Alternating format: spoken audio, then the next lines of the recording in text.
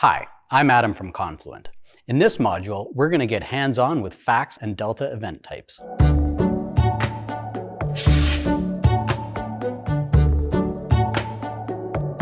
In this exercise, you will explore use cases for both fact and delta events.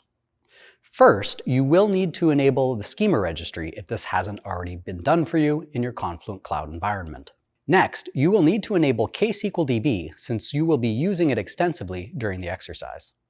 After completing the setup steps, you will continue with the first part of the exercise, during which you will materialize a stream of item fact events into a table.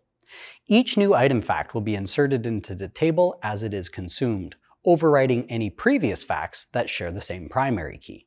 Facts provide an excellent way to transfer state from one service to another. The second part of this exercise covers delta events. You will produce a single event type representing adding an item to the cart. For now, we'll only add items to the cart. In a later exercise that covers a bit more of a complicated use case, we will both add and remove items from the cart. Now, let's start by defining the schema and stream.